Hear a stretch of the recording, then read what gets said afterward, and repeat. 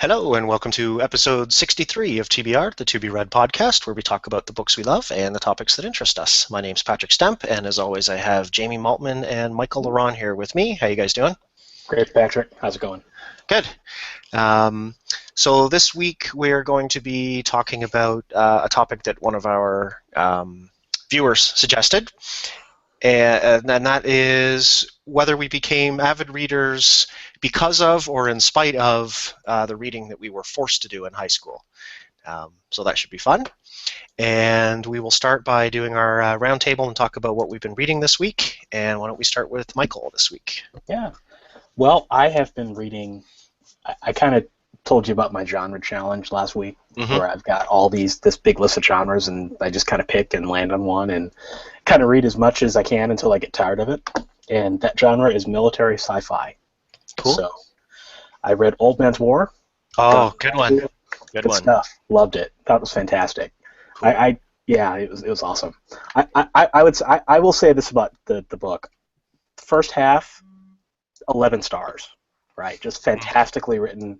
I love the protagonist. I just love the inside of his head, how it all worked out. Second half, about 3 stars. I thought that it I don't know. This is one of my pet peeves with sci-fi and fantasy. I guess I can't keep all these aliens straight. Yeah. Like it seemed like there were a million alien races in that book, and what is it with aliens? They always look like animals. Like all the last couple of books I read, like it was just hard to take these aliens seriously. Like one of them had like a deer-shaped head. You know, it's like you just want to point at the alien and laugh, not actually run away and scream. But anyway, Old Man's War was pretty awesome. I look forward to book 2. Okay, so you are going to read the rest of the books? Oh, I'll definitely read the next 2 at least, because those are in overdrive. Yeah, I would say the next 2 books in the series I enjoyed a great deal. The fourth one, Zoe's Tale. Yeah. I didn't pick that book up, and I think it wasn't even written until years later, but enough time had passed between the 2 books that I had a couple problems with it. One, it's a retelling of the events of the 3rd book from a different character's perspective. Okay. And but you're never a fan of that. Well, and I had the same problem that you might be talking about, is kind of like all these alien races and stuff. I couldn't remember what the hell was going on. Like I got like a third of the way into the book. I'm like, I don't remember any of these characters. I don't remember any of the events that are being talked about, because and so I don't know that I finished that one. And then there's another book that I think takes place in the same universe, The Last Colony. Yeah. Now, which is actually kind of a set of... Sorry? Is he done with the series? No, I think the newest book that he just released, which I don't know if it's short stories or if it's a full-length novel, I'm pretty sure the Lost Brigade, I want to say, is either just out or coming. I'm not 100% sure. But if you're enjoying the thing, so you're saying you enjoyed the first part and kind of... Yeah, I thought that the last half, I had the same problem with it that I had with Ender's Game, is that it was too anticlimactic. Like it moved really fast, and then it just dropped off. You know, I think you should check out some of his other stuff. I usually find the opposite with Scalzi. I find that when I start reading one of his books, I'm like, meh, this is okay. And I've said this before about his stuff, that by the end of it, I just like, wow. I would recommend Little Fuzzy. Okay. Great story. And it's actually a retelling of a story by H. Beam Piper, I think, from, I don't know, like the 50s or 60s. I would recommend Red Shirts, which I think he won, I'm going to say Hugo for last year. So, yeah. I've heard so much good about it. That's a great, I think they're turning that into a TV show. And so that's one where the Red Shirts that we all know from, Star Trek, kind of get wise to the fact that whenever they go on away missions, for some reason the commanders always survive, and they're always the ones who get killed. So they kind of, whenever they know there's a away mission coming, they all kind of hide. They run and hide, so they can't be assigned on these missions. And there's some other like really cool stuff going on. I would also recommend Agent to the Stars. That's another good one of his where. Cool. You can look that one up. But and he just signed like that $10 million deal to write. Yeah, 10-year book deal. And Yeah, there's he's not going anywhere. and there's a reason why. I mean, he's a Yeah, fantastic author. I agree. I liked Old Man's War a lot. So I read that, and then I also read a couple of other military sci-fi books. I mean, there was really nothing that jumped out at me to talk about, but I did read probably a handful of novels, and then I picked up a graphic novel from the library called Saga.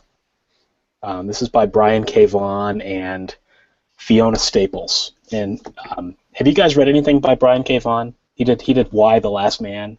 I don't think so. I think he was a writer for Lost too. Okay. But yeah, this is kind of weird. I don't know how to process it yet. It's definitely not one to read with your son, Jamie. I'll say that. There's a lot of sex and it definitely puts the graphic in a graphic novel. Put it this way. But basically, it's about this couple, and one of them is presumably an angel, the female, and then the male is like a demon. And they live in this planet where both races are at war, and they fall in love and have a child. And after they have that child, they're on the run from both of these races that are trying to kill them. So it's kind of like a Romeo Juliet kind of overtone sort of thing. But it's narrated from the perspective of the daughter, the baby, who grows up many years later and is talking about the things that her parents did to sacrifice for her. So it's a family story in a way, but there's some weird stuff in here. Like it's really, I don't even know how to describe it. It's just, you have to pick it up. It's strange. Like this, it's very absurd. Like the art is it's very good, but it's very unsettling.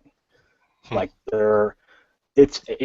I guess that's the only way I can describe it. It's almost like something out of a nightmare. You know, because it's kind of strange. It's not what you think it would be. Like, it's not really demons versus angels. It's all kinds of these weird races, and yeah. But I like the plot, the graphic nature of it, not so much. So, but I would definitely recommend it, especially if you guys have read Y: The Last Man. If you like that, then this is kind of different. I think I've read some of his X-Men stuff at some point. Okay. And I was looking through and just seeing, like, you know, he did a bunch of Buffy stuff and he did a bunch of other stuff. So he's done a lot of different things. Yeah. So definitely very weird. I'll report on it. I guess this is one of those graphic novels that it's holding my interest. Like, I'm waiting for stuff to happen, and it's either going to go off the rails or it's going to be awesome. You know, like it's just one of those. You know, it's all or nothing. You know. So that's my week. Okay. How about you, Jamie? Continuing to swirl in a storm of swords. So I think I'm around 400 pages in now. I've been reading kind of slowly. I've had a lot of stuff that's been getting me to bed later, and then I've been really tired, so I haven't been reading as much. So yeah, I just feel like I'm usually doing like 1 or 2 chapters a night. So it's sometimes only like 10 pages, and it just so really neat. Because it's funny, as Game of Thrones became bigger and bigger, you know, just in pop culture, I've been getting better and better at avoiding the spoilers, and I know I'm getting up to some of the some significant spoiler stuff that I have only sort of heard referenced, but I don't know. I managed to avoid the details of. But yeah, some crazy stuff happening, and it is really good. Like everyone said, that this is possibly the best book in the series thus far. So, Well, I had posted something to the guys about that before, because I didn't realize just how long that. I mean, I knew that Game of Thrones has been around for a long while, and that George R. R. Martin takes a long time to write, and everybody makes fun of him for it, or doesn't like him for it. But I didn't realize that he started writing this thing in 1991. Wow. Published in what, 93 or 96? 96. Wow, that long? 20 years later. 2000s. No, 20 years later, and he's about to release, book 6. Like, that's ridiculous. He's been writing this thing for 25 years. Wow. I couldn't believe that. Like, that's crazy. That's kind of like when you see, like, you really feel your age when you're walking through Walmart or something, and you go, oh, look, Back to the Future's on sale. Oh, because it's 40 years old. Yeah. Or I think it's like the 30th anniversary they just had, or Princess Bride is now like 25 or 30 years old, and all these, that makes you feel real old yourself. Yeah, your bones feel brittle. Yeah. Just thinking about that. The thing that I'll still give him on it is that, if you're talking regular sort of standard fantasy novel that's just coming out, like fantasy first novel, at like 400 pages even, right? His books are 2.5 each. So that's a lot of content. Like it's a big, big epic fantasy series. Yeah. So it takes a long time, and it would almost get, I don't know, I think of it as sometimes like it'd get exponentially worse. Yes, he kills off a lot of characters, but there's still more and more new characters all the time, and Yeah. and all these viewpoints. Yeah. And I would just, I think I would have a hard time with Game of Thrones keeping it all straight. I just do it. But it's so fun. Like I, yeah. it's not hard for most of the important people, really. And the fact that these, 7 families or 8 families or whatever are so big, like if you just remember sort of the type of the family, that helps to give you these mileposts of what's going on. So, but yeah, no, I'm really enjoying it. I just have been getting really tired by the time I get to it each night, and I think we're into we just got the 6th one, so of Ryan North's Adventure Time graphic novel series. That's what I'm reading with my son, and that's like, so the 6th one, I think that one was just published slightly earlier this year, so we're pretty much caught up to date, and it's in process. So that's been my weekend reading. Okay. I did a ton of reading this week. I read What Pet Should I Get by Dr. Zeus.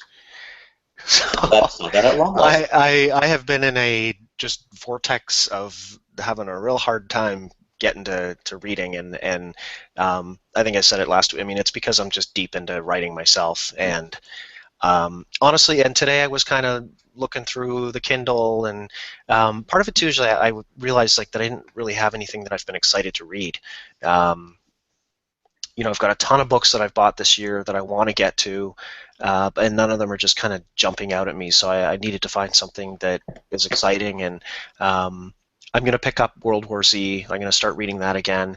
And actually, I just was reading the introduction to Cory Doctorow's little brother. Okay. Which I think I've had on my, I think I've had like a PDF copy on my Kindle forever. I'm pretty sure it's like one of his, like a free giveaway, signing up for the list or just something. I know he just kind of gives it away. So I've been reading the introduction to that this evening, just in kind of looking for something to read, and that really, I really like what I've read so far. So I thought it's probably going to be what I'm going to dive into. And but I should talk about What Pet Should I Get, and I hated it. Well, that was a fake one, right? Like it wasn't his final product. Yeah, this was the book that he wrote and never finished, and it became one fish, two fish, red fish, blue fish. Right. So they found it in a drawer. And I didn't realize this while I was reading it. I was like, this just feels off. Some of the rhyming and the meter. It just doesn't sound like Dr. Zeus. I could even say, like, if they had just put the word once in here, this line would have worked. Like, and when I got through the book, then they start talking about it, and they said, it wasn't even colored. Like, he hadn't even picked the palette that he wanted to use. But it was his drawings. Oh yes, the pictures are fine. The pictures are great. But Diffendufer Day is the one that someone else took his stuff and put it together, and it cohesively works, but not as a Dr. Seuss book per se. Right. Yeah, it seemed... But that one was better than this. The story felt rushed, frankly, which seems weird for a children's book that's supposed... But, and tight, and if it's not, right? Like So in kind of my review of it, I said, like, I think this book really shows just what a genius he was, because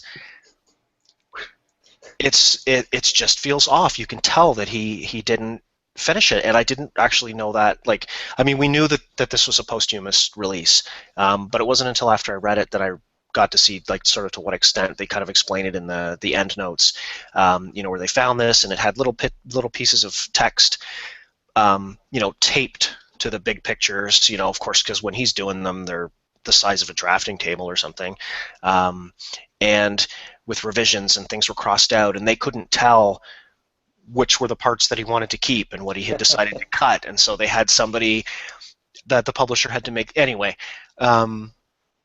It feels like a little bit of a cash grab. Do they really need to be releasing this book when he's got such an amazing library out there?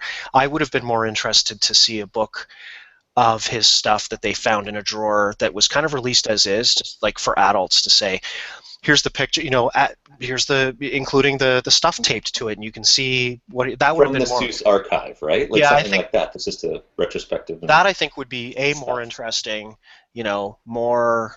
I'm going to say Appropriate, respectful, right? but yeah, because it's not a Dr. Seuss book.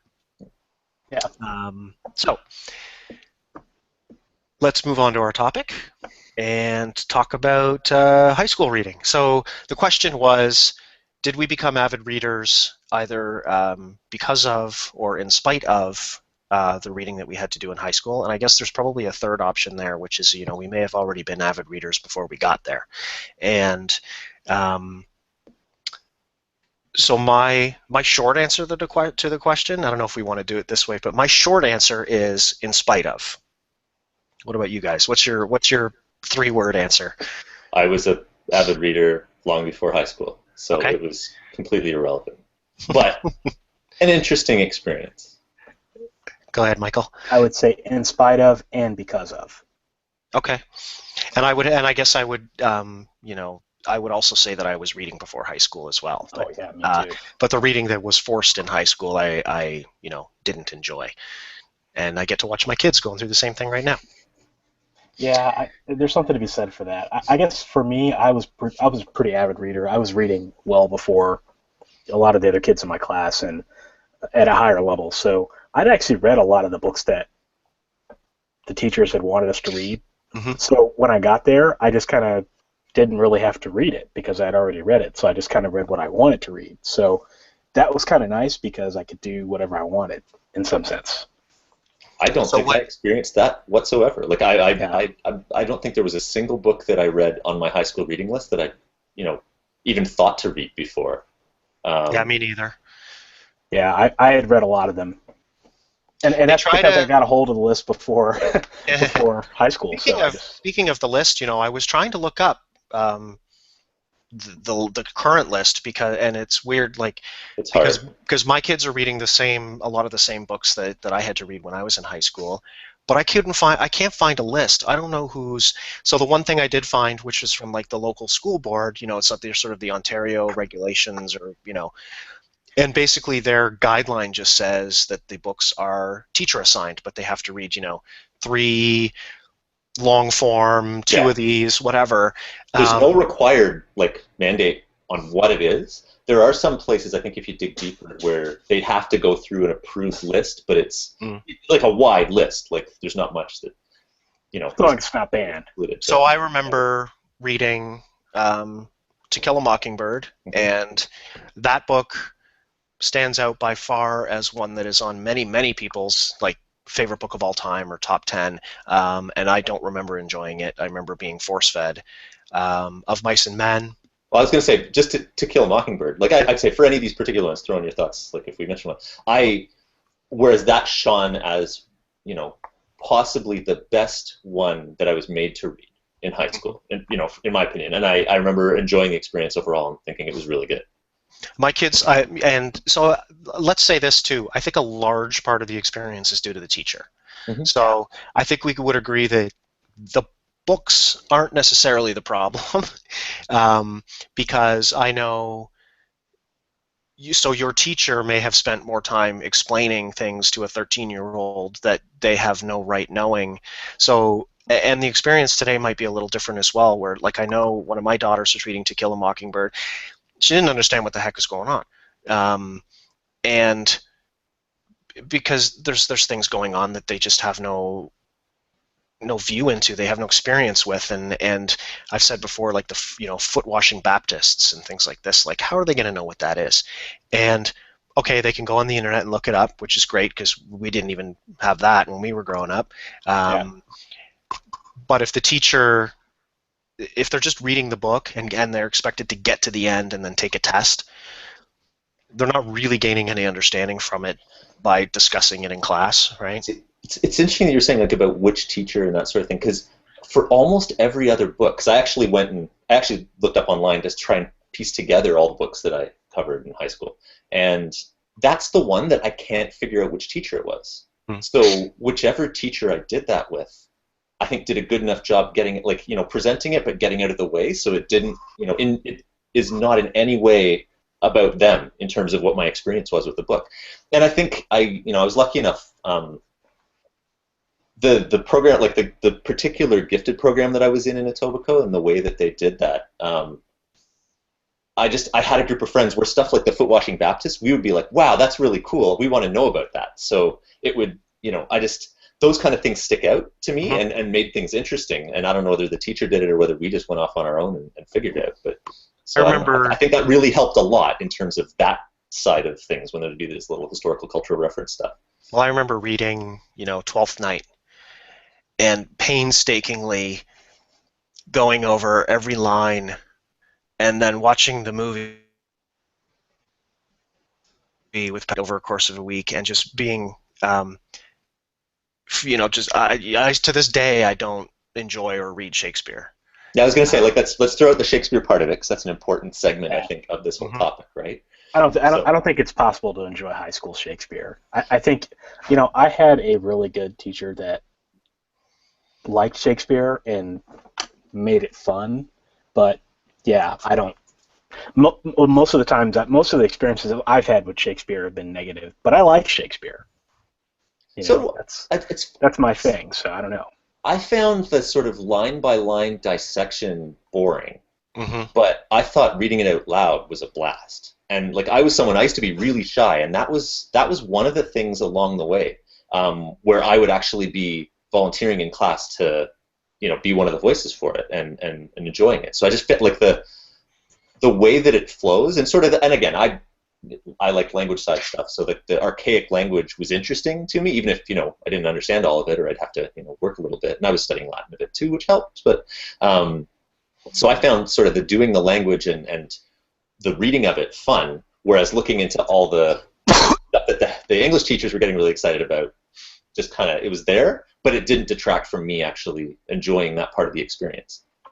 So, and we did probably I think probably half a dozen, right? I know I did Romeo and Juliet, did Merchant of Venice, did Hamlet, did Macbeth. Yeah, I think we did one a year or one per. Yeah, I think we had an optional one, and I think that's where I ended up doing. Taming of the Shrew. I think we did 2 1 year, and then some of them we watched the movies as well. It depends on the Shakespeare play too, because some of Shakespeare's plays are better than others. Like Twelfth Night, yeah, no, right?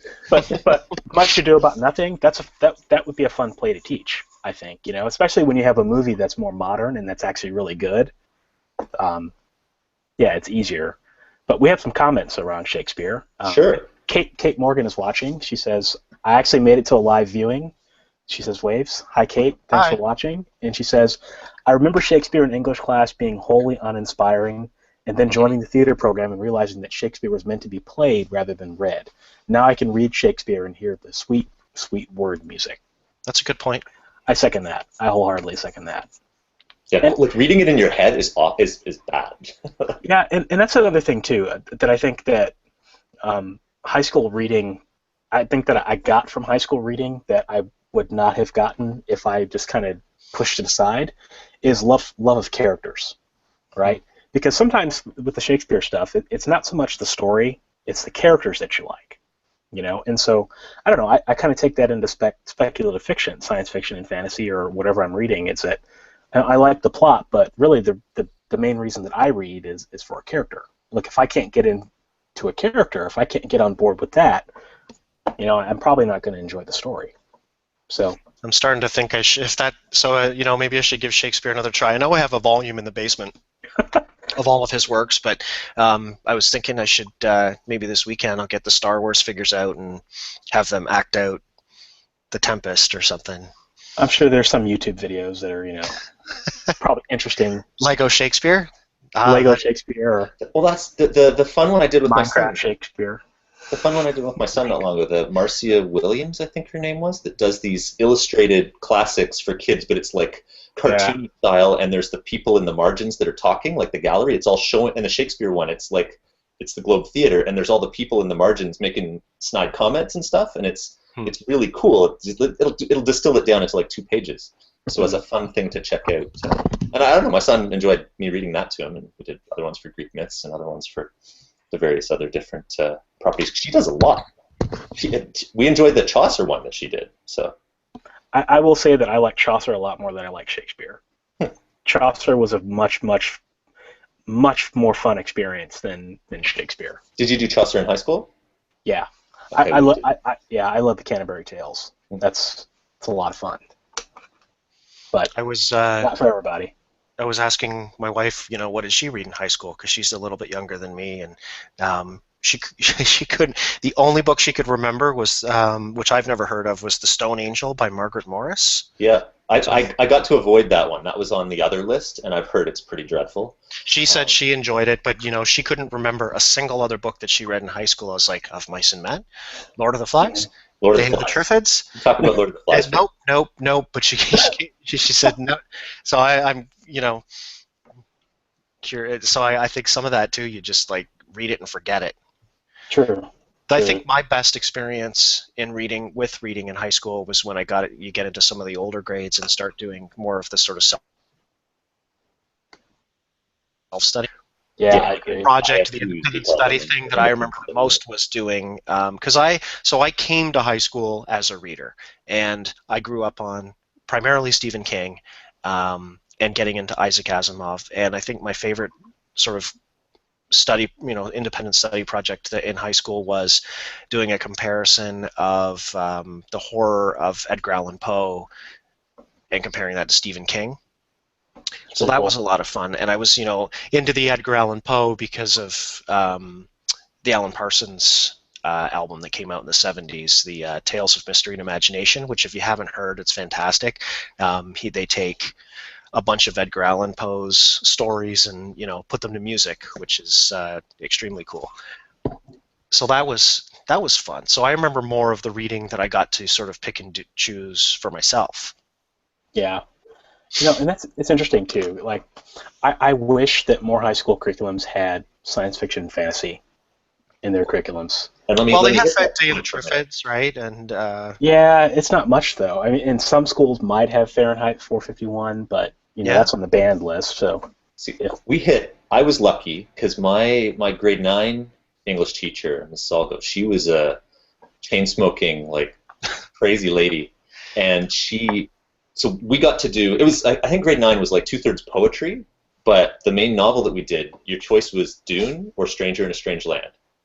And that's so coming off all the science fiction and fantasy, that was like, hey, this is the most natural thing in the world. And I read Dune because it just seemed more in line with what I've been reading. And then, like I said, recently I enjoyed Stranger in a Strange Land when I read that recently. But that's a book that I've never, I think I tried reading it years ago. Yeah, I mean, talk about dense, right? Yeah, I couldn't get into it. Totally my kind of stuff.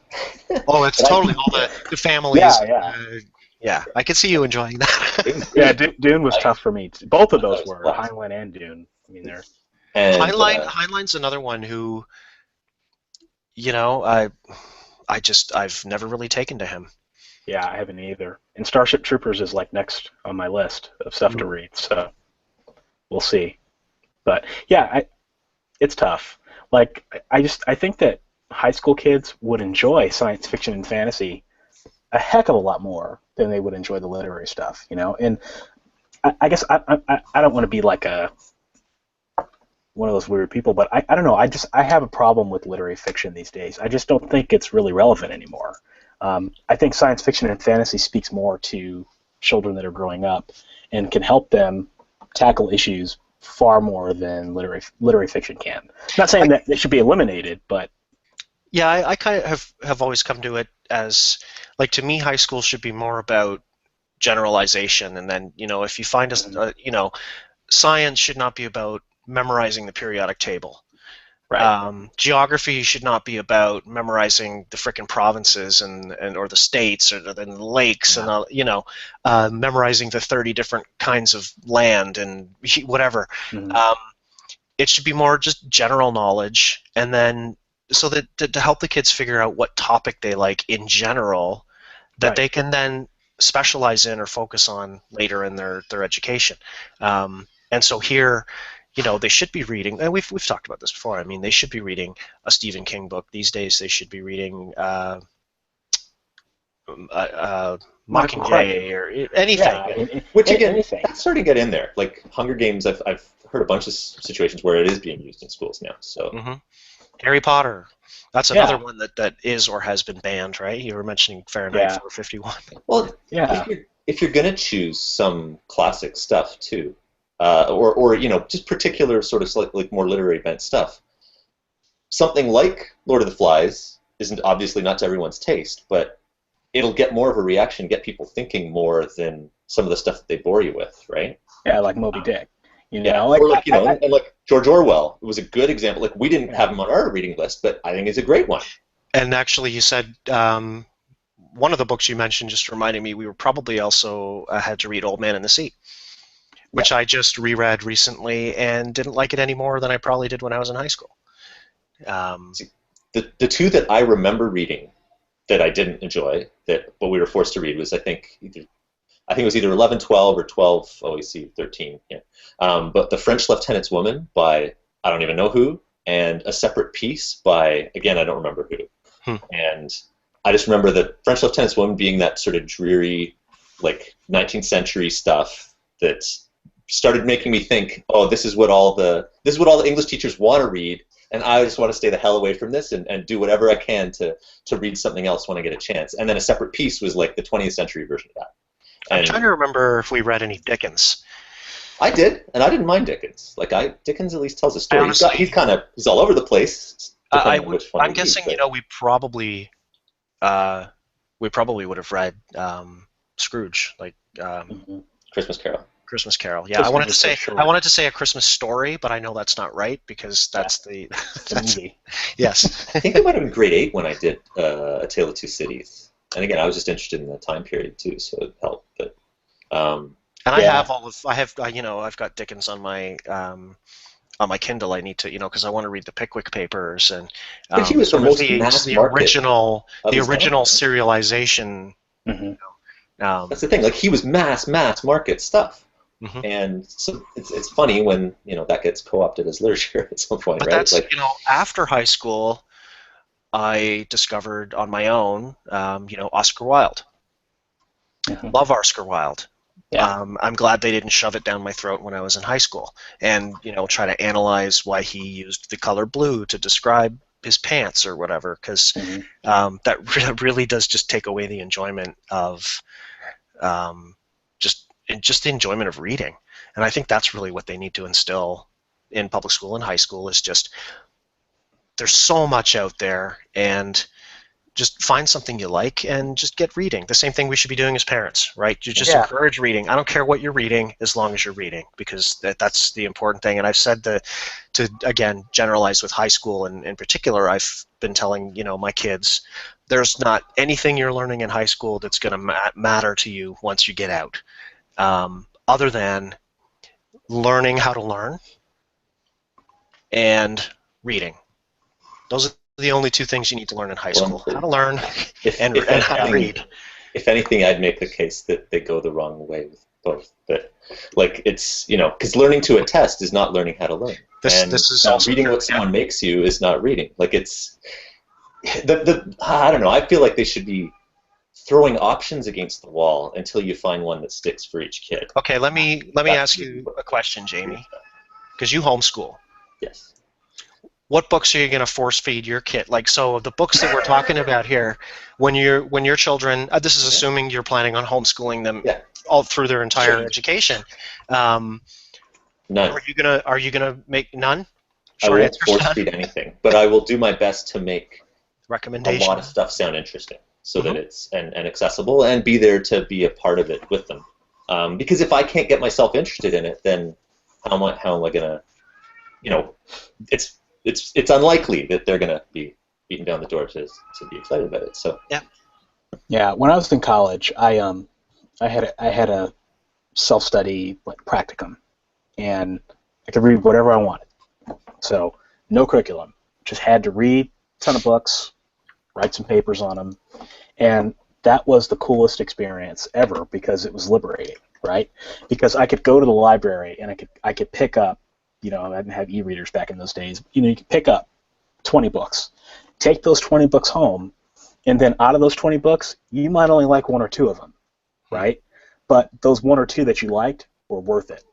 You know, so And I think, and you tell me if I'm wrong here, because you lived it, not me, but just in thinking about that kind of experience, it strikes me as something that would be where the books that you're going to be looking for, the books that would interest you the most and be worth writing a paper on, are the ones that have interesting ideas, not pretty right, flowery language. Because you can't write a paper on, well, you could, it'd be really boring, but about yeah. the how the author described the hill versus the ideas and the society and the things that happened, right? Those are probably the books that interested you the most. Yeah, and it's for me, it's all about reading for story, you know, and Mm-hmm. teachers aren't teaching kids to do that. You know, they're not teaching kids to read for the love of reading. It's like Jamie said, if they're reading for a test, you know, and to me, that's not right. And it's like it's not appreciating a beautiful person; it's cutting them apart and looking at their spleen, right? Like that's really why they're like, look how beautiful this is, and they got guts all over their hands, right? Like that's really what high school English is like for too many people. I do remember that like what Patrick was saying before, the independent study unit part was huge, and I don't know what other people did with it, but I did use that to look. I think in grade 12 we had to look through the cart and see, you could choose anything off the cart, and that's where I found Shogun and fell in love with historical fiction from that. And so it was a huge experience for me in that situation, and it's a fantastic, massively long story with lots of characters and Japanese names. And then I remember in OAC, I think we had to compare two books, and I think we had to choose one from the cart or whatever recommendations. And I don't remember which Graham Greene book it was, but it might have been The Power and the Glory then, which I've read subsequently. It might have been The Honorary Consul, which I think I've read subsequently. And whatever it was, I did enjoy it. I didn't go off and read a whole bunch more of his books yet, but I read more later. And I also did Foucault's Pendulum by Umberto Eco, which is crazy impenetrable. Because Umberto Eco's into a million different things. And, whereas The Name of the Rose, if you've read that or seen the great movie, it's a pretty cohesive story with lots of historical context and stuff. Foucault's Pendulum is like his brain dump of everything he's ever been interested in and all the semiotic stuff. And I just remember being able to pull stuff out of there that my teacher had no idea what I was talking about, and I did well on like the independent study essay or whatever, and I was talking out of my behind. It was a really neat book, and there's this crazy thriller inside all this historical stuff. Yeah. So I picked cool stuff whenever I got the chance, and pushed it that way whenever I could. The over-analysis of the stuff that they kind of make you do, and trying to read into the author's mind, and the blue represents the whatever. That always reminds me. And the teachers are in rapture as they do that. Like that's. I know, but it constantly reminds me of the Rodney Dangerfield movie, that Back to School. I love that movie. Where he pays Kurt Vonnegut to write a paper for him about probably Slaughterhouse-5, and he gets like a failing grade or something. Rodney, fires Kurt. I think it's like the only cameo that Kurt ever had in a movie or something. Yeah. He gets a failing grade. The teacher says, you clearly have no understanding at all of what Kurt Vonnegut was trying to say in this book. Well, and then there's a topic that I think we have to bring up too, since all three of us are writers, right? Learning how to explicate or overanalyze a text, and then becoming writers, and that has absolutely nothing to do with what we do, right? And is probably counterproductive most of the time. Counterproductive, and as Dean Wesley Smith says, takes years to unlearn. I feel like I had a reasonable head start on that because I just sort of shielded myself. Like I enjoyed the stories wherever I could and drove myself to good stories wherever I possibly could. Bent their stuff into creative writing my way, which would be more genre fiction style anyway, and so I shielded myself so all of this nonsense bounced off and just made me think, well, I'm never going to study English in university, that's for sure. Like that's the only thing that was with certainty. But then it was bookended well because I started with that creative writing-y crazy teacher showing us Dune and stuff like that, and then I ended with her as well. Like I did we have our grade 13 or did back then writer's craft class where we did writing.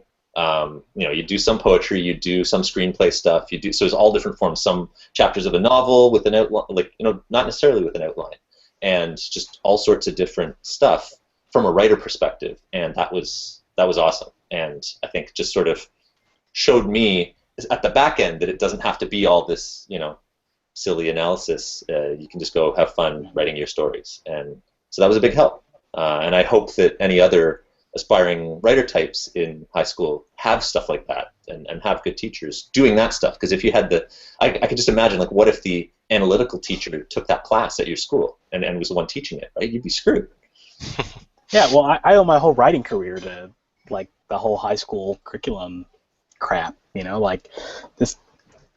I became an actual writer because I defied the rules, right? Like, I remember sophomore year, they wanted us to write, I don't know, it's just stupid analysis of some story. I don't know. I didn't even read it. I used to ask the teacher, hey, can I write a short story instead? And so he's like, oh, okay, well, you can write a short story or you can do this analysis. And so I wrote the dumbest short story ever, but it worked, right? Like, it was awesome. It was like I felt like a subversive all the time. Like I was just, I'm trying to write my way around their parameters. Around the rules. And mine was a story about a kid whose dad wanted him to be a stockbroker, but he wanted to be a clown. So he ran away with the circus, And, like, the class loved it. And so I guess I got high off of that, And it's like, okay, well, I can be a storyteller now. So, like, to answer the question, yeah, I became, I don't know, who I am in spite of the high school curriculum, but also because of it. So, I don't know. I had great high school teachers. I loved all of my English high school teachers. I'm pretty sure all my teachers hated teaching. Maybe they just hated teaching. I don't know. Mine were pretty enthusiastic. They taught good books for the most part, right? I mean, there's some that I didn't like, but yeah, I enjoyed my teachers and I enjoyed going to class and talking about the books. As a writer, I don't know if that necessarily helped me that much, but I think what I will always appreciate is just the fact that I learned to really, really love reading. I always loved it before, but yeah, it was a good time. It was a good time for me just to explore. It would have been totally different if I had some crappy English teacher that tried to shove something down your throat. That was never really my experience. So that's why mine tends to be a little bit more positive.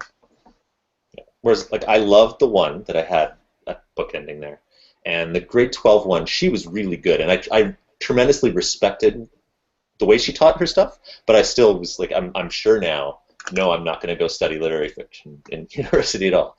And the other two, I coexisted with. Like, I was okay, and they liked me well enough, whereas there's a bunch of my friends that didn't like it all, and caused some trouble.